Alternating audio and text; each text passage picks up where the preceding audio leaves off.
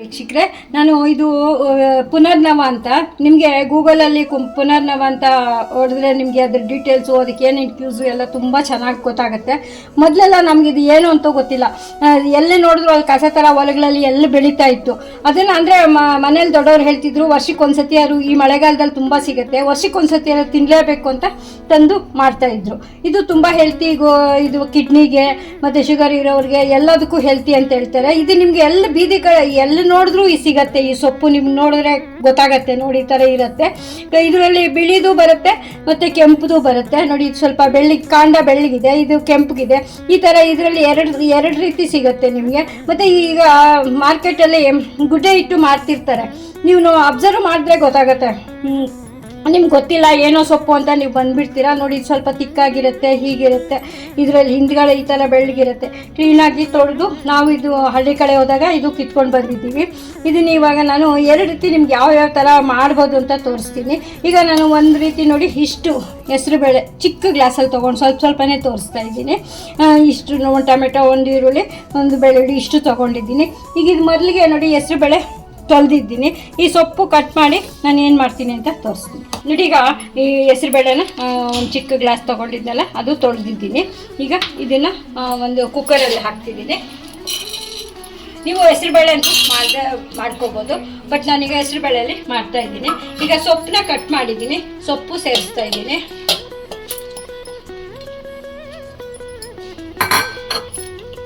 ಈಗ ಒಂದು ಅರ್ಧ ಗ್ಲಾಸಷ್ಟು ನೀರು ಸೇರಿಸಿದ್ದೀನಿ.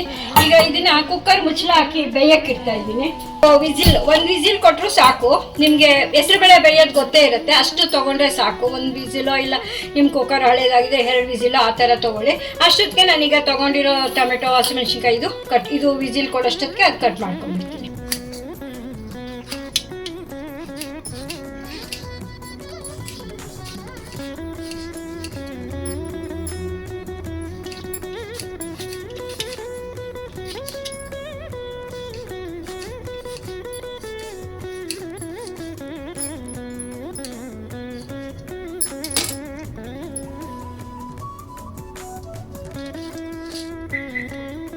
ಸ್ವಲ್ಪ ಎಣ್ಣೆ ಹಾಕ್ತಾ ಇದ್ದೀನಿ.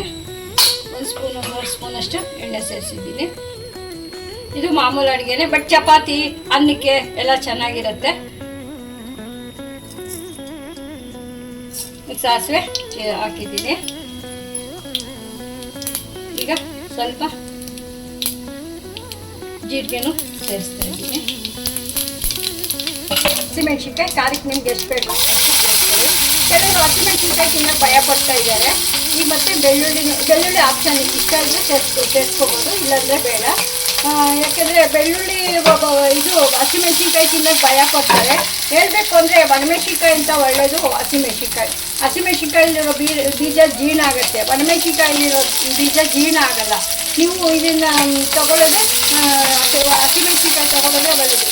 ಹೇಳ್ಬೇಕು ಗ್ಯಾಸ್ಟ್ರಿಕ್ಕು ಆಗಲ್ಲ ಹಸಿಮೆಣ್ಸಿನ್ಕಾಯಲ್ಲಿ. ಎಲ್ಲರೂ ಗ್ಯಾಸ್ಟ್ರಿಕ್ ಆಗುತ್ತೆ ಅಂತ ತಿಳ್ಕೊಂಡಿದ್ದಾರೆ ಹಸಿಮೆಣ್ಸಿನ್ಕಾಯಲ್ಲಿ. ಈಗ ಈರುಳ್ಳಿ ಸೇರಿಸಿದ್ದೀನಿ.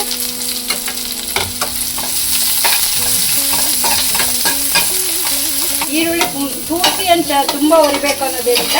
ಈಗ ಒಂದು ಸ್ವಲ್ಪ ಹೊತ್ತು ಈಗ ಟೊಮೆಟೊ ಫುಲ್ಲು ಸ್ವಲ್ಪ ಮೆತ್ತಗಾಗೋವರೆಗೂ ಸೇರ್ಬೇಕಾದ್ರೆ ಒಂದು ಸ್ವಲ್ಪ ಉಪ್ಪು ಸೇರಿಸ್ತಾ ಇದ್ದೀನಿ, ಸ್ವಲ್ಪ ಬೇಗ ಮೆತ್ತಗಾಗಲಿ ಅಂತ.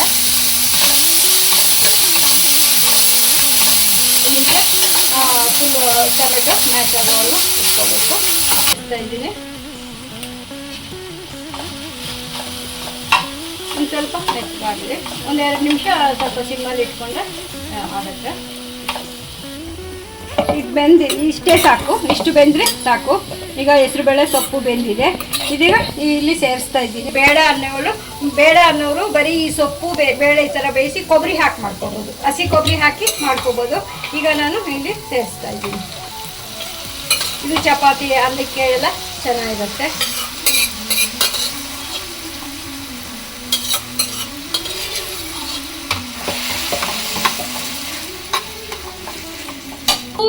ಸೊಪ್ಪು ಉಪ್ಪು ಸೇರಿಸ್ತಾ ಇದ್ದೀನಿ, ಯಾಕೆಂದರೆ ಆಗಲೇ ಟೊಮೆಟೊ ಇದು ಮಾಡೋಕ್ಕೆ ಹಾಕಿದ್ದೆ. ಇನ್ನೊಂಚೂರು ಉಪ್ಪು ಸೇರಿಸಿದ್ದೀನಿ.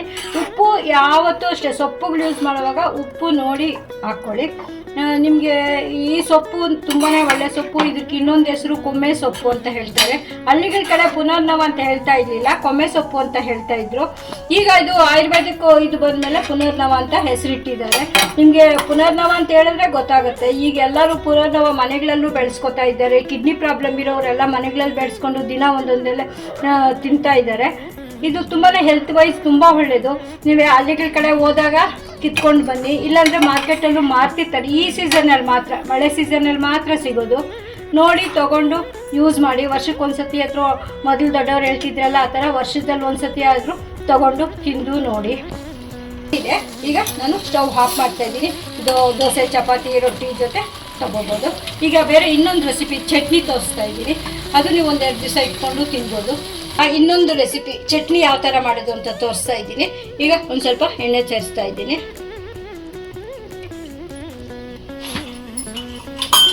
ಇದಕ್ಕೆ ಮೆಣಸಿನ್ಕಾಯಿ ನೀವು 2 ರೀತಿ ಮೆಣಸಿನ್ಕಾಯಿರು ತಗೊಳ್ಳಿ, ಇಲ್ಲ ಒಂದೇ ಆರು ತಗೊಳ್ಳೋದು ನಿಮ್ಮ ಇಷ್ಟ.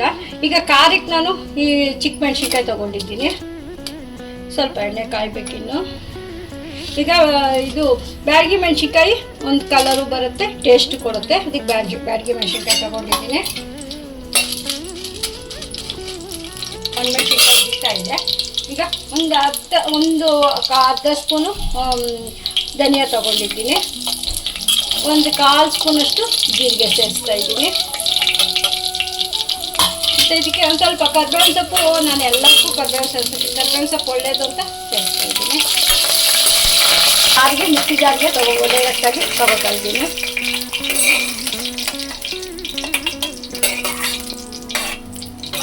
ಈಗ ಈ ಸೊಪ್ಪು ಇದೇ ಒಂದು ಬಟ್ಲು ತಗೊಂಡಿದ್ದೀನಿ. ಈಗ ಇದಕ್ಕೆ ಯಾವುದೇ ಎಣ್ಣೆಗೆ ಸೊಪ್ಪು ಸೇರಿಸ್ತಾ ಇದ್ದೀನಿ.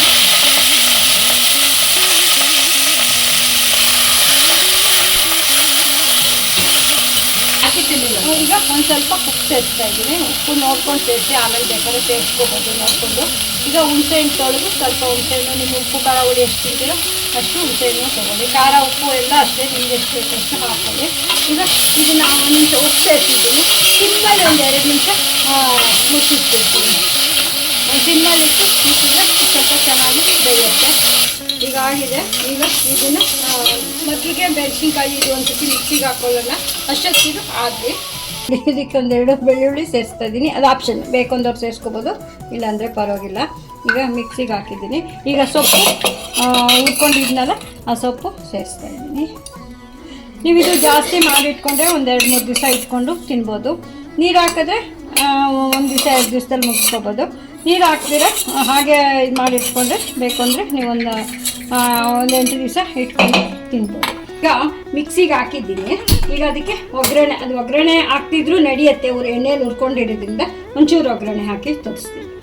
ಸಾಸಿವೆ ಸೇರಿಸಿದ್ದೀನಿ. ಇದೇನು ಮಾಮೂಲು ಸಿಂಪಲ್ ಒಗ್ಗರಣೆನೇ, ಏನಿಲ್ಲ ನೋಡಿ. ಈಗ 1 ಸುಮ್ಮನೆ ಮೆಣಸಿನ್ಕಾಯಿ ಸೇರಿಸಿದ್ದೀನಿ. ಈಗ ಸ್ವಲ್ಪ ಕರಿಬೇವಿನ ಸೊಪ್ಪು ಆಫ್ ಮಾಡ್ತಾ ಇದ್ದೀನಿ. ಮಾಡಿರೋಂಥ ಚಟ್ನಿನ ಇಲ್ಲೇ ಹಾಕಿ ಕಲಿಸ್ತಾ ಇದ್ದೀನಿ. ಇದು ನಿಮಗೆ 8 ದಿವಸ ಇಟ್ಕೋಬೋದು. ನಾನು ಕಮ್ಮಿನೇ ಮಾಡಿದ್ದೀನಿ. ನೀವು ಜಾಸ್ತಿ ಮಾಡಿ ಇಟ್ಕೊಂಡು ಇದನ್ನು ಉಪ್ಪಿನಕಾಯಿ ಥರ ತೊಗೋಬೋದು. ರೊಟ್ಟಿಗೆ, ಚಪಾತಿಗೆ, ಅನ್ನಕ್ಕೂ ಕಲಿಸ್ಕೊಂಡು ತಿನ್ಬೋದು. ಯಾವುದಕ್ಕೆ ಬೇಕಾದ್ರೂ ತಿನ್ನಿ.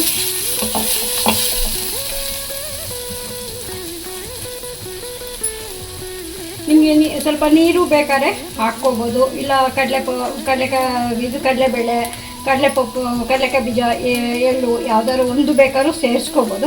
ನಾನು ಏನೂ ಹಾಕಿಲ್ಲ, ಬರೀ ಸೊಪ್ಪಲ್ಲಿ ನೋಡಿ. ಈಗ ಇದು ಆಗಿದೆ.